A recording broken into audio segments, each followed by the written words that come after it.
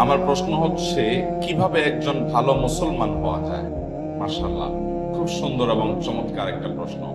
আমরা সবাই মুসলমান, নামে মুসলমান, সবাই ভালো মুসলমান না। আল্লাহর খাতায় মুসলমান কতজন, এটা নিয়ে সন্দেহ আছে। ভালো মুসলমান না হলে সে আল্লাহর খাতায় মুসলমান হতে পারবে না। ভালো মুসলমান না হলে সে মুসলমান হয়ে জান্নাতি হতে পারবে না সরাসরি প্রথম চান্সে। ভালো মুসলমান না হলে সে কখনো আল্লাহর প্রিয় বান্দা হতে পারবে না। ভালো মুসলমান হওয়ার জন্য কয়েকটি বিষয় লাগবে। নাম্বার 1, ঈমানটা বিশুদ্ধ থাকতে হবে। ঈমান ঠিক থাকতে হবে, বিশুদ্ধ থাকতে হবে। আপনাদের এই এলাকাতে, চট্টগ্রামে বিশেষ করে, আমাদের অনেক মুসলমান ভাইরা আছেন, অনেক মুসলমান বোনরা আছেন, সন্তান হয় না। আল্লাহর কাছে দোয়া করে ঠিক আছে, কিন্তু আবার মাজারেও যায়। যে মাজারে কিছু মানত করে, কিছু টাকা পয়সা দেয়, মাজারে গিয়ে অনেকে সিজদা দেয়, অনেকে মাজারে যিনি শুয়ে আছেন তার কাছে বলে, বাবা আমাকে একটা ছেলে দিও, আমার একটা ছেলে সন্তান দরকার। আছে না না? এগুলা সাথে সাথে ঈমান নষ্ট হয়ে যাবে, সাথে সাথে ঈমান নষ্ট হয়ে যাবে। ভালো মুসলমান তো পরের কথা, আপনার যদি ঈমান নষ্ট হয়, আপনার যদি আকীদা খারাপ হয়, আপনার যদি বিশ্বাসটা নষ্ট হয়, তাহলে আপনার ওই যে একেবারে মূলটাই শেষ। আপনার নেক আমল করে কোনো লাভ হবে না। এই জন্য ভালো মুসলমান হওয়ার জন্য প্রথম চ্যালেঞ্জ হলো ঈমানটাকে ঠিক রাখা, বিশ্বাসটা ঠিক রাখা। আল্লাহর একত্ববাদ স্বীকার করার মানে হলো আল্লাহর সাথে কারো শরীক সাব্যস্ত না করা। এখন আপনার দোয়া করতে হবে, কার কাছে দোয়া করবেন? আল্লাহর কাছে। আমাদের প্রিয় নবী সাল্লাল্লাহু আলাইহি ওয়াসাল্লাম তার প্রিয় সাহাবী আব্দুল্লাহ ইবনে আব্বাস রাদিয়াল্লাহু তাআলা আনহু 9 বছর বয়স তখন তাকে আদর করে, স্নেহ করে হাত দিয়ে বললেন, কাঁধে হাত রেখে বললেন, ইযা সাআলতা ফাসআলিল্লাহ ওয়া ইযা ইসতাআনতা ফাসতাঈন বিল্লাহ। তোমার যদি কিছু চাওয়া লাগে আল্লাহর কাছে চাইবা, সাহায্য চাওয়া লাগে আল্লাহর কাছে সাহায্য চাইবা।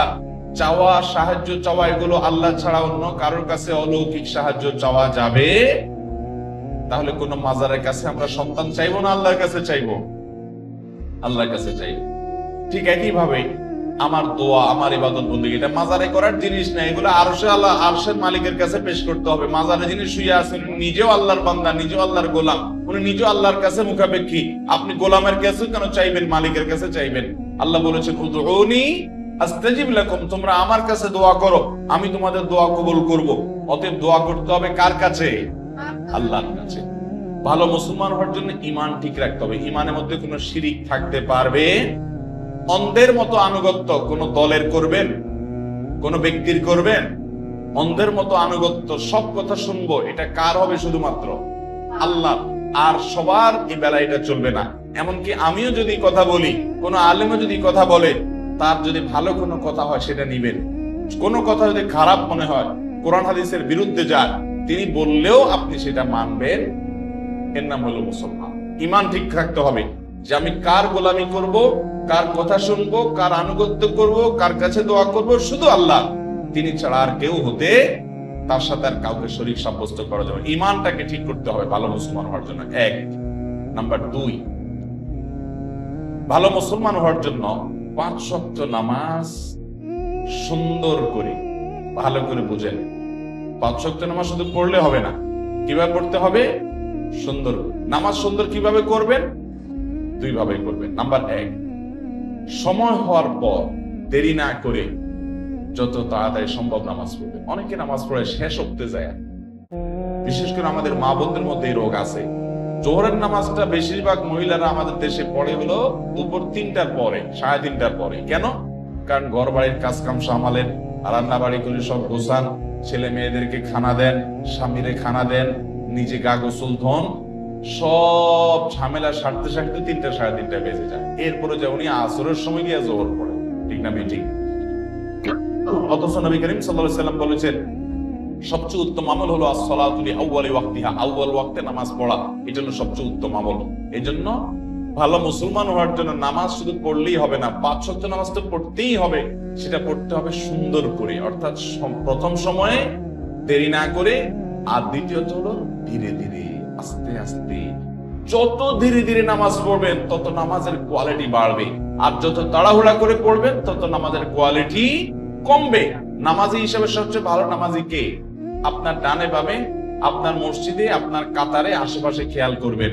আমাদের মা বোনরা নিজেদের মধ্যে খেয়াল করবেন, যেই মানুষটার নামাজে দেখবেন রুকুতে সবচেয়ে বেশি সময় লাস্টিং করেন, রুকু থেকে দাঁড়ায় তিনি সবচেয়ে বেশি অপেক্ষা করেন, সিজদায় খুব ধীরে ধীরে যান, যে সিজদায় আবার অনেক সময় ধরে তাসবিহ পড়ে, সুবহান রাব্বিয়াল আলা, লম্বা সময় নিয়ে সিজদা পড়েন, এরপর সিজদা থেকে উঠে সোজা হয়ে আবার অনেক সময় অপেক্ষা করেন, আবার আস্তে করে সিজদা দেন।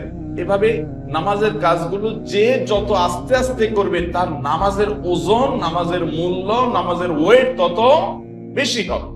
এই জন্য ভালো মুসলমান হওয়ার জন্য ইমানটাকে বিশুদ্ধ করতে হবে, ইমান বিধ্বংসী বিষয় থেকে বাঁচতে হবে। অনেক মুসলমান ইমান আনার পরে এমন কথা বলে ইমান চলে যায়। আল্লাহর আইনের বিরুদ্ধে, আল্লাহর বিধানের বিরুদ্ধে যদি কেউ বলে, সেটা আমার পছন্দের দলও যদি বলে, মানা যাবে? ইমান চলে যাবে, সোজা কথা। তাগুতকে যদি আপনি বন্ধু বানান, ইমান চলে যাবে। অতএব ইমান ঠিক করতে হবে, এক। 2 নম্বর হলো নামাজ ঠিক করতে হবে। ভালো মুসলমান হলে কি করতে হবে? নামাজ ঠিক করা মানে 2টা বলেছি, এক হলো সময় মতো পড়বেন দেরি না করে, আর দ্বিতীয়ত হলো ধীরে স্থিরতার সাথে পড়বেন। ঠিক করবেন তো ইনশাআল্লাহ? আচ্ছা, 3 নম্বর কাজ হলো ভালো মুসলমান হওয়ার জন্য উপার্জন থাকতে হবে হালাল। উপার্জন কি থাকতে হবে? হালাল। আমাদের মা বোনরা আছেন এখানে, আপনাদেরকে বলছি, আপনারা আপনাদের স্বামীদেরকে, বাবাদেরকে, সন্তানদেরকে উৎসাহ দিবেন। আপনারা যদি সঠিক হয়ে যান তাহলে আল্লাহর জমিনে সব সোজা হয়ে যাবে। আপনারা যদি আপনাদের সন্তানদেরকে বলেন, বাবারা হালাল উপার্জন করে নিয়ে আসবা, প্রয়োজনে ডাল ভাত খেয়ে বেঁচে থাকবো, গোশ মাছ খাবো না, কিন্তু হালাল উপার্জন করবা বাবা। অন্যের ছেলে মেয়েরা বিল্ডিং হাঁকায়, গাড়ি হাঁকায়, টাকা পয়সা চকচকে দেখা যায়, আমার দরকার নাই বাবা, হালাল যদি করতে পারো, ব্যবসা বাণিজ্য করে আলহামদুলিল্লাহ করো, আর না হলে আমার দুর্নীতি করে ঘুষ, চুরি, ডাকাতি, এই সমস্ত মানুষের হক নষ্ট করে পয়সা আনবা না, আমরা কষ্ট করে থাকবো। এইটা যদি আপনি করতে পারেন, আপনি ভালো মুসলমান হতে পারবেন। এটা খুব কঠিন কাজ, কিন্তু নামাজ পড়াও সোজা, ইমান রাখাও সোজা, রোজা রাখাও সোজা, পর্দা করাও সোজা, কোরআন তেলাওয়াত করাও সোজা, ওয়াজ শোনাও সহজ। এই যুগের সবচেয়ে কঠিন কাজ হলো আমার উপার্জনটা সব টন টন করে বাঁচবে। বাজা বুঝেন? এত হালাল হবে যে সেখানে কোনো ভেজাল থাকবে, চেষ্টা করা যাবে না ইনশাআল্লাহ। এটা মুশকিল হলো কি জানেন? এটা করতে গেলে যুদ্ধ করা লাগে নিজের সাথে, কারণ আশেপাশে সবাই 2 নম্বর পথে টাকা পয়সা কামে আঙ্গুল ফুলে কলা গাছ হয়ে যায়। এটা দেখে আপনার মা বাপ বলবে, আপনার স্বামী, আপনার স্ত্রী বলবে, আপনার বন্ধু বান্ধব বলবে, ছেলে মেয়ে বলবে, তুমি কি করো? আরে দুধ করো, পরে আল্লাহকে রাজি করে নেওয়া যাবে। এগুলো ভুল। ভালো মুসলমান হওয়ার জন্য উপার্জন হারাম, এটা থেকে বেঁচে হালাল উপার্জন থাকতে হবে ইনশাআল্লাহ। হালাল উপার্জন না থাকলে কোনো ভালো মুসলমান হওয়ার কোনো সুযোগই নেই, দোয়াই কবুল হবে না, সোজা কথা। ওই শরীরই জান্নাতে যাবে। নবী সাল্লাল্লাহু আলাইহি ওয়াসাল্লাম বলেছেন যে শরীর হারাম দ্বারা গঠন হয়েছে।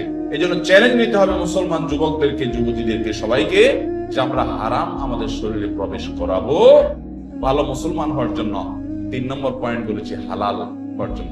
4 নম্বর পয়েন্ট হলো আচরণ ভালো হওয়া। আজকাল দেখবেন অনেক নামাজি কালামি মুসল্লি পাওয়া যায়, কিন্তু আচরণ খারাপ, ব্যবহার খারাপ, অধিকার নষ্ট করে শ্রমিকের, অধিকার নষ্ট করে কাজের লোকের, অধিকার নষ্ট করে বউ হয়ে শাশুড়ির অধিকার নষ্ট করে, শ্বশুরের অধিকার নষ্ট করে, শ্বশুর শাশুড়ি হয়ে বউয়ের অধিকার নষ্ট করে, স্বামী হয়ে স্ত্রীর অধিকার নষ্ট করে, স্ত্রী হয়ে স্বামীর অধিকার নষ্ট করে, বন্ধু হয়ে বন্ধুর অধিকার নষ্ট করে, প্রতিবেশী হয়ে প্রতিবেশীর অধিকার নষ্ট করে, এমনকি মুসলমান হয়ে প্রতিবেশী অমুসলমান তারও অধিকার নষ্ট করে।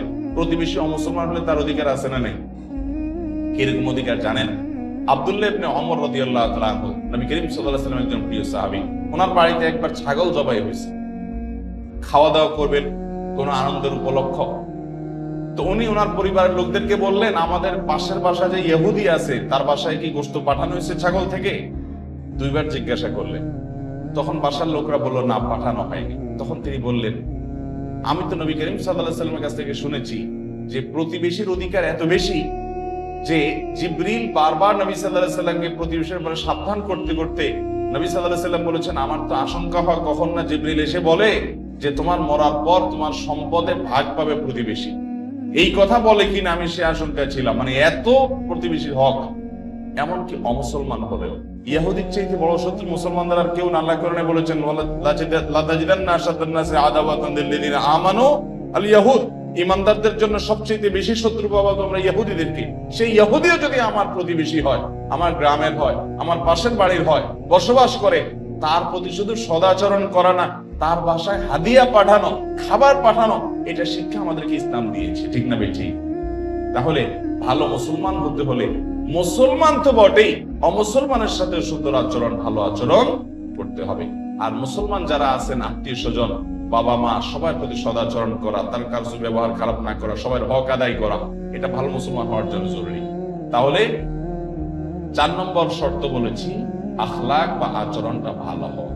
এই 4টা কাজ যদি আপনি ঠিকঠাক মতো করতে পারেন, ইনশাআল্লাহ, এর পাশাপাশি হারাম কাজ থেকে বেঁচে থাকবেন, মৌলিক ফরজ বিধানগুলো মেনে চলবেন, ইনশাআল্লাহ আপনি ভালো মুসলমান হয়ে যাবেন। ওইটাকে আমরা 5 নম্বর পয়েন্ট বললাম। আমরা আবারও বলি, 1 নম্বর ইমানটাকে শুদ্ধ করবেন, শিরিক মুক্ত ইমান আনবেন। নাম্বার 2, নামাজটাকে সুন্দর করবেন, ওয়াক্ত হওয়ার পরে দেরি করবেন না এবং ধীরে ধীরে পড়বেন। নাম্বার 3, হালাল উপার্জন করবেন, হারামের ধারে কাছে যাবেন না, চ্যালেঞ্জ দিবেন। নাম্বার 4, আচরণ ভালো করবেন, সবার অধিকার আদায় করবেন, কারোর অধিকার নষ্ট করবেন না। বান্দার হকটা অনেক গুরুত্বপূর্ণ। আল্লাহর হকে একটু ভেজাল হলেও আল্লাহ মাফ করবে, বান্দার হকে কিন্তু ছাড় নাই। অতএব বান্দার হক যেন ঠিকঠাক মতো আদায় করেন। স্ত্রী হয়েছেন, তাহলে স্বামী আমার অধিকার নষ্ট করুক, আমি তার অধিকার নষ্ট করবো না, তার প্রাপ্য অধিকার আমি তাকে দেব। স্ত্রী আমার অধিকার নষ্ট করছে, করুক, কিন্তু আমি তার অধিকারটা প্রাপ্য পুরোটা দেব। যতটা আমরা অধিকার সচেতন হব, তার চেয়ে বেশি কর্তব্য সচেতন হব, আমার দায়িত্ব বিষয়ে আমি বেশি দেখব।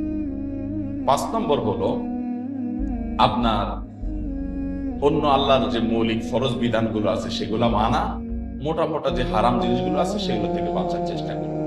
এভাবে যদি আমরা 5 কাজ করি, ইমান ঠিক করি, নামাজটা সুন্দর করি এবং হালাল উপার্জন করি, আচার আচরণ ভালো করি, সবার অধিকার ঠিকঠাক মতো দেই, মোটা দাগে ফরজগুলো, রোজা রাখা, যাকাত দেওয়া ইত্যাদি, হজ করা, এগুলো যদি মেনে চলি এবং হারাম কাজ, জেনা, ব্যভিচার ইত্যাদি থেকে বেঁচে চলি, ইনশাআল্লাহ একজন আদর্শ ভালো মুসলমান হতে পারবেন। একজন আদর্শ ভালো মুসলমান মানে কিন্তু আমলের পাহাড় গড়া না, দুনিয়ার আমল কতগুলা করে নিলেন আপনি ভালো মুসলমান হয়ে গেলেন, জি না। ভালো মুসলমান হতে হলে এই পয়েন্টগুলো আপনাকে মাথায় রাখতে হবে। আল্লাহ তাআলা আমাদের তৌফিক দান।